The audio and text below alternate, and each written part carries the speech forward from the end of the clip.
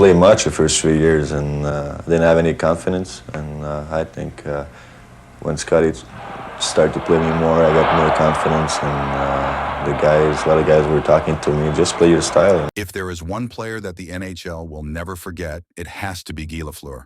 His incredible skills made him a global sensation, captivating the hearts of millions. Despite his legendary career, Lafleur faced many struggles. Injuries led to a decline in his performance and eventually pushed him into retirement. Later, a battle with cancer took his life. Through it all, Lafleur remained a hero. Guy Lafleur, affectionately known as the Flower and Le Démon Blanc, was a legendary Canadian hockey player. He made history as the first player in the NHL to score 50 goals in 6 consecutive seasons and also reach 50 goals and 100 points in 6 straight seasons.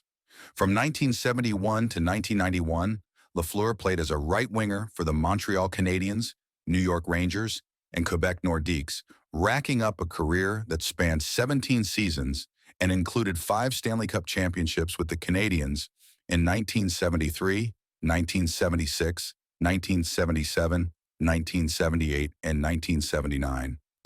Lafleur was inducted into the Hockey Hall of Fame in 1988, recognized as one of the 100 greatest NHL players in 2017, and honored with the Order of Hockey in Canada in 2022. But behind this remarkable career is a story of great struggles. But before we dive into his story, make sure to subscribe. Lafleur's career took a tough turn during the 1980 or 81 season due to injuries that cut his playing time short. Before then, he had consistently scored 100 points and 50 goals in 6 straight seasons. However, that year, he only played in 51 games and scored 27 goals, marking the first time since the 1973-74 season that he didn't hit the 50-goal mark. It was a stark change, especially as rising stars like Mike Bossy and Wayne Gretzky began to overshadow him.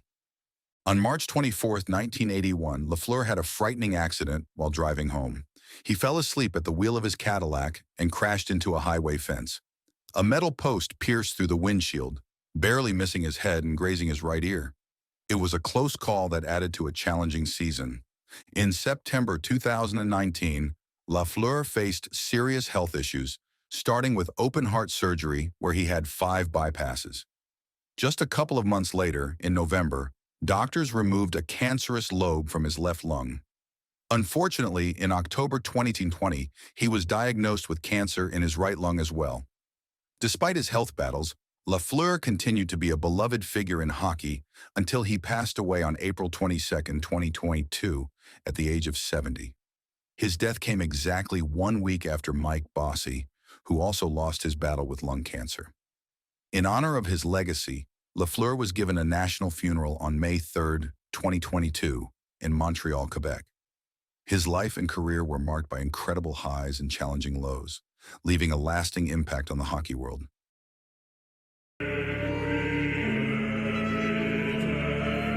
When Guy Lafleur walked into a room. Speaking of his career, his early years were just as brilliant as his later ones.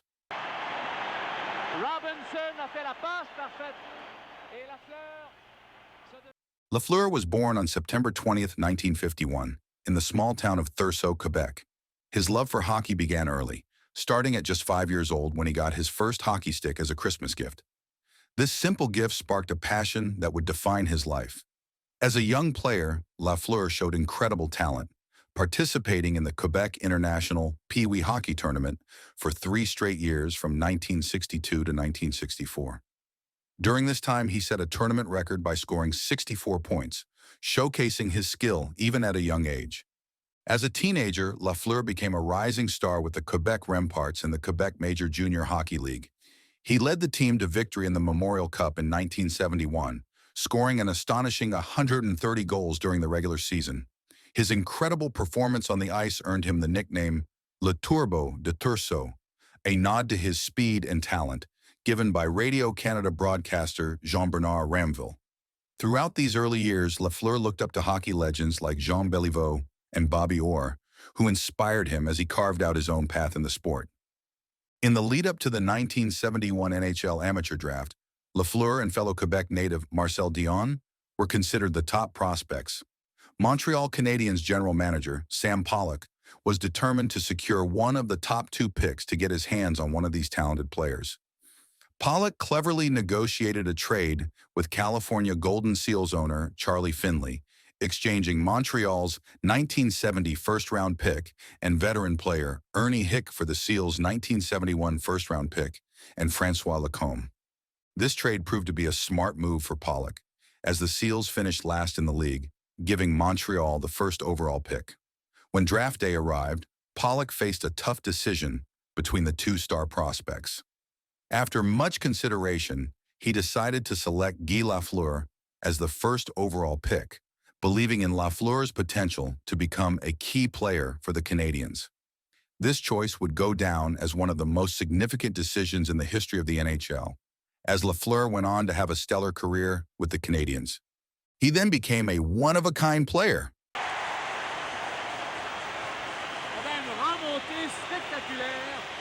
When Lafleur joined the Montreal Canadiens, he initially wore the number 10 jersey, even though Jean Béliveau had offered him the number 4.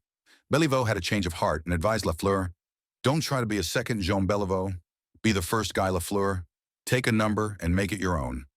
Lafleur faced a tough start, receiving limited ice time as a rookie due to the team's depth of veteran talent. In his first 3 seasons, he struggled to meet the high expectations, especially compared to Marcel Dion, who became an immediate star for the Detroit Red Wings and led his team in scoring. However, by the 1974-75 season, Lafleur had found his rhythm. He developed a smooth skating style and a keen scoring touch, which quickly made him one of the most popular players on a team full of stars. Whenever he touched the puck, fans would chant, "Guy, Guy, Guy." His play was so unique and dynamic that Sportsnet described him as a Jackson Pollock painting on ice, a frenetic innovator who turned the simple act of skating with a puck into a masterpiece. Despite facing aggressive play from opponents who often hooked and slashed him, Lafleur never retaliated. Lafleur's personality off the ice was as vibrant as his play on it. He lived life at full speed, as described by his former teammate Réjean Houle. Guy lived 100 miles an hour, 100 miles an hour everywhere, 100 miles an hour when he went to Quebec in his car, 100 miles an hour on the rink, 100 miles an hour on Crescent St. His charisma made him a favorite among fans and the press. Michael Farber, a former sports columnist for the Montreal Gazette, noted, "Jean Béliveau was magisterial. Jean Béliveau was our father, and Guy Lafleur was our cool older brother." Lafleur embodied the vibrant spirit of the 1970s with his loud clothing, sideburns, and outgoing personality. Known affectionately as the Flower among English-speaking fans and Le Démon Blanc among French fans, Lafleur was one of the Flying Frenchmen of the Canadiens. He was a key player in their 4 consecutive Stanley Cup championships from 1976 to 1979, even being named the playoff MVP in 1977. During the 1978 Stanley Cup Finals, Boston Bruins head coach Don Cherry instructed his players to target Lafleur, resulting in his head being wrapped in bandages from numerous slashes. Despite the rough play, Lafleur's spirit remained unbroken. After winning the Stanley Cup, he famously borrowed the trophy for a weekend and brought it to his hometown of Thurso, where he displayed it on his front lawn for all his neighbors to see. In 1979, Lafleur released an album titled Lafleur, featuring him reciting hockey instructions set to disco music. This unique project highlighted his playful and charismatic nature, making him even more beloved by fans. He then faced a dramatic decline. After the 1979 season, the Montreal Canadiens experienced a significant shift as key players like Ken Dryden and Jacques Lemaire retired, marking the end of their dominant dynasty. The following year, the team faced disappointment, losing in the second round of the playoffs to the Minnesota North Stars in a tough 7-game series. This defeat signaled a changing era for the Canadiens.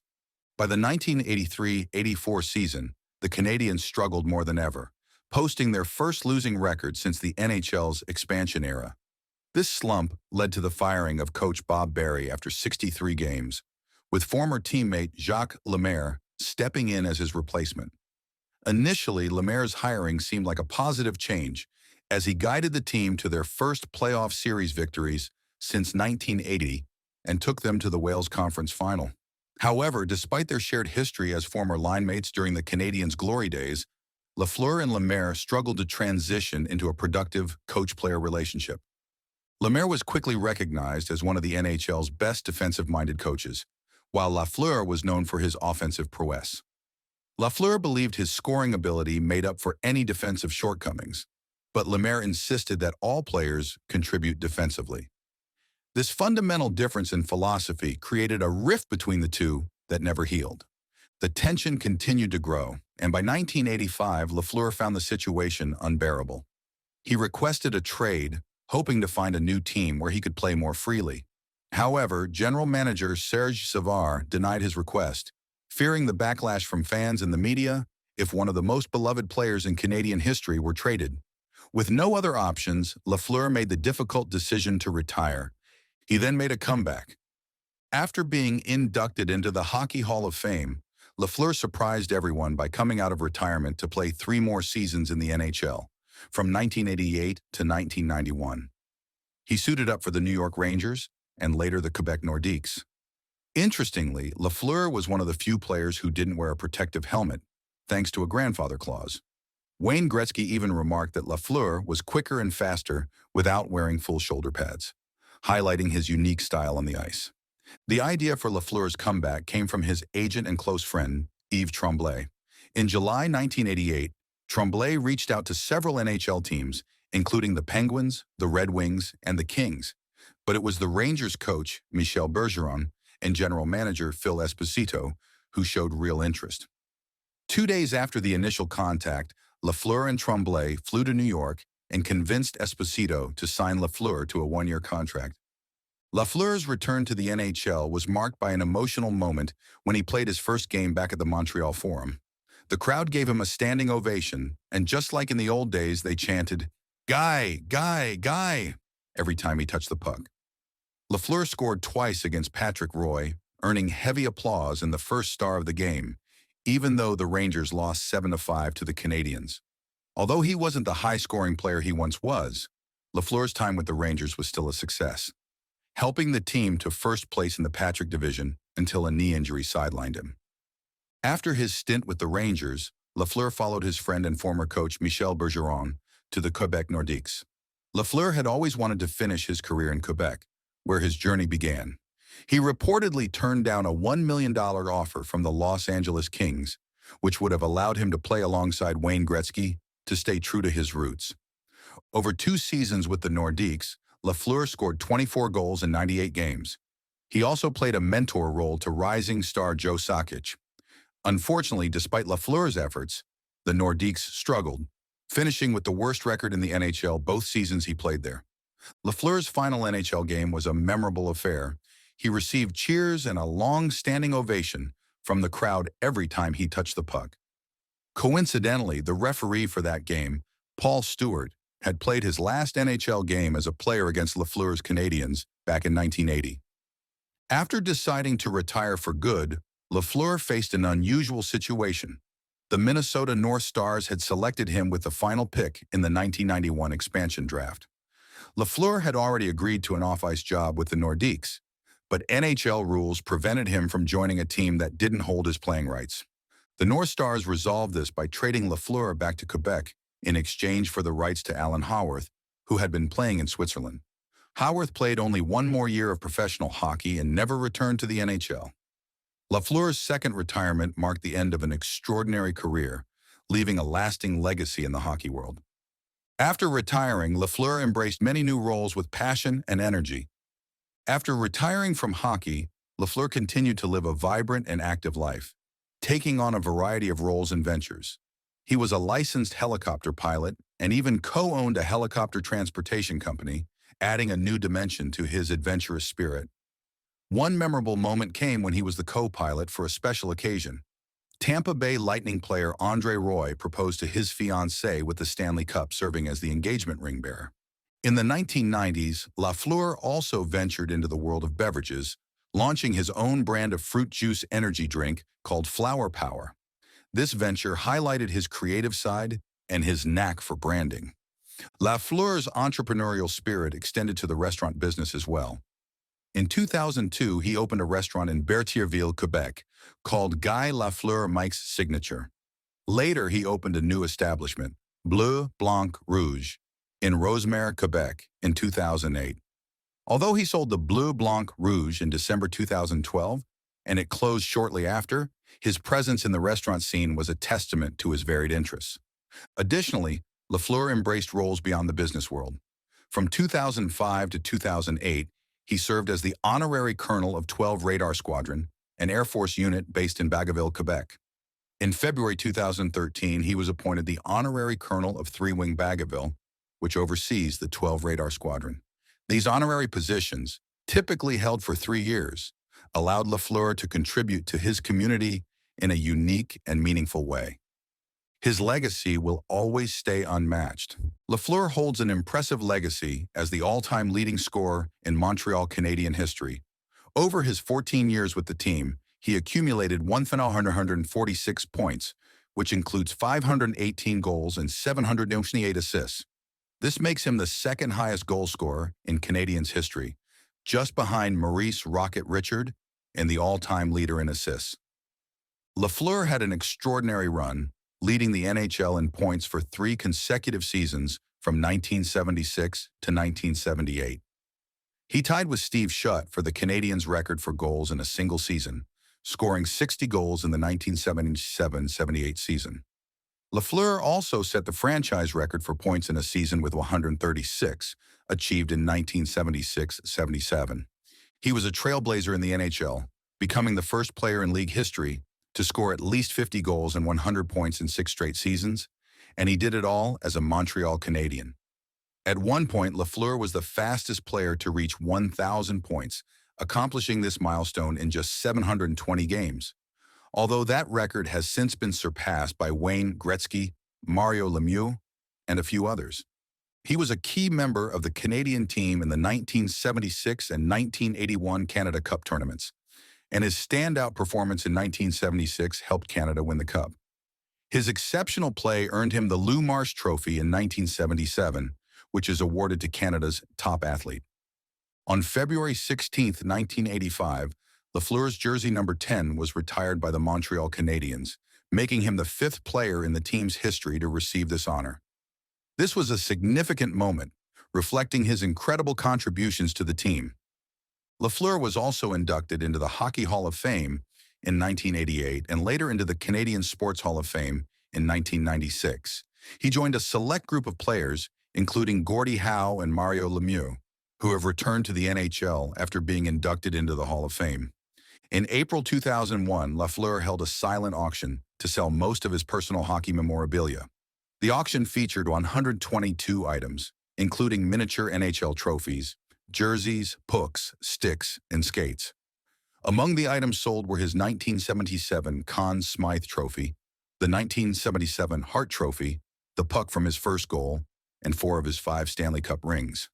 The sale brought in around $400,000, with Lafleur generously donating $20,000 to $25,000 to the Montreal Canadiens Foundation. In addition to the accolades from his playing career, Lafleur was honored as an Officer of the Order of Canada in 1980 and later became a Knight of the National Order of Quebec in 2005. He received the Golden Plate Award from the American Academy of Achievement in 1979, further recognizing his contributions to the sport. The Guy Lafleur Award of Excellence was introduced in 1985 to celebrate his remarkable achievements.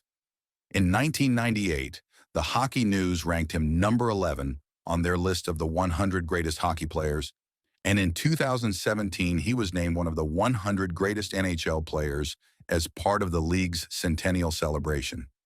In a special tribute to his legacy, the Quebec Major Junior Hockey League retired Lafleur's number 4 across the league, starting with the 2021-22 season. Most recently in 2022, Lafleur was named to the Order of Hockey in Canada, and on May 4, 2023, Quebec Autoroute 50, which runs through his hometown of Thurso, was renamed in his honor, ensuring that his legacy will be remembered for generations to come.